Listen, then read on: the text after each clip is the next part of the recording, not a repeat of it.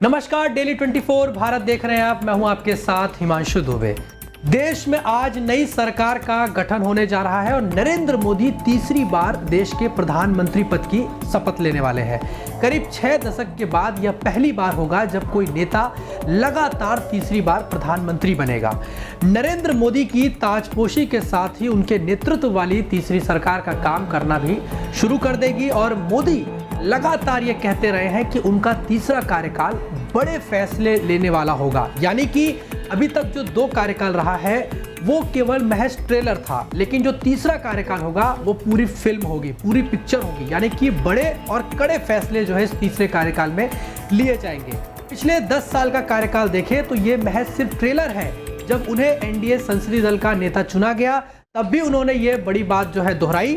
मोदी के नेतृत्व में आपको बता दें कि दूसरे कार्यकाल में जम्मू कश्मीर से धारा 370 का हटाना, राम मंदिर का निर्माण कराना, नागरिकता अधिनियम कानून का लागू होना बड़े फैसले के रूप में गिना जाता है। यानी कि ये वो तमाम बड़े फैसले हैं जो मोदी सरकार ने दूसरे कार्यकाल में लिए, चाहे ट्रिपल तलाक की बात कर ले या फिर राम मंदिर 370। ये तमाम ऐसे फैसले हैं जो मोदी सरकार ने, जो कि विवादित थे और इसका माना यह जाता था कि इस तरह के फैसले कोई भी सरकार कभी इसको लागू ही नहीं कर सकती या 370 तो कभी खत्म ही नहीं हो सकता। लेकिन मोदी सरकार ने अपने 2 कार्यकाल में, दूसरे कार्यकाल में वो तमाम बड़े फैसलों को करके दिखाया जो बहुत ही बड़े चुनौतीपूर्ण था किसी भी सरकार के लिए। अब ऐसे में लोगों के मन में ये बड़ा सवाल है कि आखिरकार इस बार एनडीए सरकार कौन से बड़े फैसले ले सकती है और आखिर किन क्षेत्रों में बड़े निर्णय लिए जा सकते हैं। यानी कि इस देश की अगर बात करें तो तमाम बड़े फैसले अगर देखा जाए, बीजेपी का जो संकल्प पत्र है उसमें उसने कई बड़े वादे किए हैं, कई बड़े दावे किए हैं और उसमें से एक बड़ा वादा यूसीसी का भी है।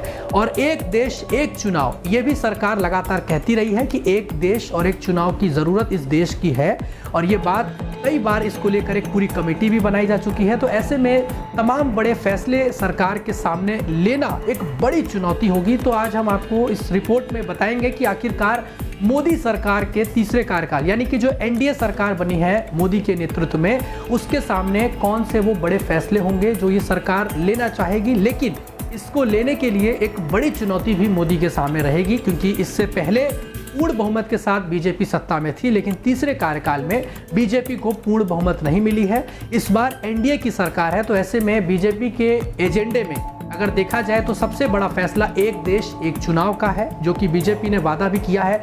इसके साथ ही यूसीसी यानी कि नागरिकता जो कानून है, जो कि बात कही जाती है कि समान नागरिकता कानून, वो देश की ज़रूरत है, उसको लागू होना चाहिए। ये बड़ा वादा जो है मोदी सरकार ने किया हुआ है। वही इसके अलावा और भी कई बड़े वादे हैं, चाहे वो अगर हम देखें तो ये सरकार लगातार जनसंख्या नियंत्रण की भी बात करती रही है। तो ऐसे में क्या ये तमाम बड़े फैसले सरकार ले पाएगी या फिर इसके सामने रुकावटें या चुनौती भी आएंगी, ये अपने आप में बड़ा सवाल है। दरअसल नरेंद्र मोदी ने 2019 के स्वतंत्रता दिवस पर एक देश एक चुनाव का जिक्र किया था। तब से अब तक कई मौक़ों पर बीजेपी की ओर से देश एक चुनाव एक की बात जो है लगातार कहती हुई आई है। दरअसल एक देश एक चुनाव की बहस 2018 में विधि आयोग के एक मसौदा रिपोर्ट के बाद शुरू हुई थी। उस रिपोर्ट में आर्थिक वजहों को गिनाया गया था और आयोग का ये कहना था कि 2014 में लोकसभा चुनावों का खर्च और उसके बाद हुए विधानसभा चुनाव का खर्च लगभग समान रहा है। वहीं साथ चुनाव होने पर यह खर्च 50-50 के अनुपात में बढ़ जाएगा। यानी कि अगर एक देश एक चुनाव होगा तो देश का बोझ, आर्थिक बोझ कम हो जाएगा और इससे देश के अर्थव्यवस्था में या आर्थिक रूप से देश को फायदा पहुंचेगा। फिलहाल आपको बताएं कि पूर्व राष्ट्रपति रामनाथ कोविंद की अध्यक्षता में एक समिति का भी गठन किया गया है। समिति ने अपनी रिपोर्ट भी राष्ट्रपति को सौंप दी है। अब तीसरे कार्यकाल में एनडीए सरकार इसे लागू करने पर जोर दे सकती है और एनडीए सरकार में प्रमुख दल बन चुकी जेडीयू ने भी इस पर अपना समर्थन जताया है। यानी कि बीजेपी के लिए एक अच्छी बात है कि जेडीयू ने इस पर अपना सहमति जता दिया है। तो निश्चित तौर पर ये माना जा रहा है कि मोदी सरकार इस एक देश एक चुनाव पर बड़ा फैसला बड़े ही जल्दी, यानी कि बहुत जल्द ही ले सकती है। समान नागरिकता संहिता देश भर में सबके लिए एक समान कानून करना बीजेपी के एजेंडे में रहा है। यानी कि एक हमने आपको पहले बताया कि किस तरीके से एक देश एक चुनाव, दूसरा जो अब बताने जा रहे हैं कि किस तरीके से एक नागरिक के लिए एक ही कानून हो, यानी कि समान नागरिकता कानून होना चाहिए देश में, चाहे वो किसी भी धर्म या मजहब का क्यों ना हो। तो यानी कि यूसीसी की अगर हम बात करें, जो कि उत्तराखंड में कहीं ना कहीं लागू भी हुआ है। वैसे में पार्टी ने 2024 के घोषणा पत्र में इस विषय को रखा है। भारतीय जनता पार्टी ने 2022 में हुए उत्तराखंड विधानसभा चुनाव में इसे मुद्दा बनाया था और चुनाव जीतने के बाद इसे लागू भी कर दिया। अब बीजेपी के नेतृत्व वाले एनडीए के तीसरे कार्यकाल में समान नागरिकता संहिता यानी कि यूसीसी को आगे बढ़ाने पर जोर दिया जा सकता है। हालांकि इसके लिए सहयोगी दलों का समर्थन जुटाना भी बीजेपी के लिए एक बड़ी चुनौती होगी, क्योंकि यूसीसी के मामले में जेडीयू ने भी कहा है कि इसमें सबकी राय जरूरी है। विदेश यानी कि ये मैंने आपको वो महत्वपूर्ण बात बताई कि जेडीयू चाहती है कि सबकी सहमति इसमें ज़रूरी है। तो अब ऐसे में देखना ये रहेगा कि क्या यूसीसी कानून बीजेपी लागू करवा पाती है, क्योंकि बीजेपी का एक शुरू से ये रहा है कि जो भी संकल्प पत्र में दावे किए जाते हैं, वादे किए जाते हैं, उसको वो पूरा करते हैं। यानी कि डिलीवर की अगर बात करें तो वो बीजेपी अपने वादों को निश्चित तौर पर पूरा करती है। तो ये एक बहुत बड़ा वादा बीजेपी ने किया है। तो देखना रहेगा कि इस कार्यकाल में ये मोदी सरकार इसको कैसे पूरा करती है। अब बात कर लेते हैं यूएनसी में किस तरीके से स्थायी सदस्यता पर जोर दिलाना, यानी कि यूएनएससी जो है, यूनाइटेड नेशन सिक्योरिटी काउंसिल, यहाँ पर भारत कैसे परमानेंट सदस्य बन सकता है, ये मोदी सरकार की कोशिश रही है। नरेंद्र मोदी अक्सर अपने भाषणों में भारत की वैश्विक नेता के रूप में स्थिति को मजबूत करने पर जोर देते रहे हैं और अपने तीसरे कार्यकाल में मोदी की विदेश नीति के लक्ष्य होंगे कि संयुक्त राष्ट्र सुरक्षा परिषद में भारत की लंबे समय से प्रतीक्षित स्थायी सदस्यता को साकार करना, क्योंकि हर बार चीन इस पर रोड़ा बन जाता है, वीटो लगा देता है। लेकिन इस कार्यकाल में, तीसरे कार्यकाल में मोदी सरकार ये चाहेगी, एनडीए सरकार, कि इसको लागू करे, यानी कि भारत जो है वो भी इन 5 सदस्यों में शामिल हो जाए, एक स्थायी देश बन जाए, यूएनएससी का जो परमानेंट सदस्य बन जाए। विदेश नीति के मोर्चे पर सरकार यूएनएससी की सदस्यता पर जोर देगी, लेकिन इस प्रयास में संयुक्त राष्ट्र में सुधार भी शामिल है।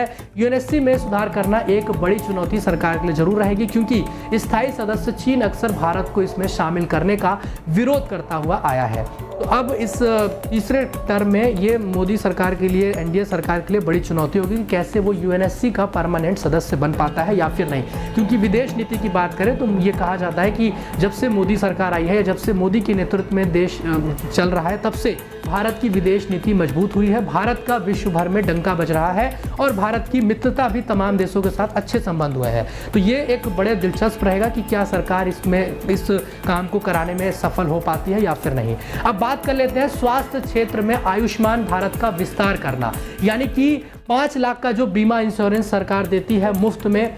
पहले तो अब इस बार एक और बड़ी घोषणा की गई है कि 70 साल से ऊपर सभी बुजुर्गों को सरकार फ्री में, यानी कि कोई उसमें 5 लाख 10 लाख नहीं रहेगा, बल्कि ओवरऑल पूरा फ्री रहेगा उनके लिए इलाज। और क्या वो उसको पूरा कैसे लागू करेगी और इसको कैसे विस्तार देगी, ये भी बड़ी चुनौती रहेगी। तीसरे कार्यकाल में केंद्र सरकार की प्रमुख स्वास्थ्य बीमा योजना आयुष्मान भारत को बड़े आकार में देखा जा सकता है। नरेंद्र मोदी चुनावी कार्यक्रमों में कहते रहे हैं कि तीसरे कार्यकाल में बड़े फैसलों के लिए मोदी की गारंटी पूरी की जाएगी।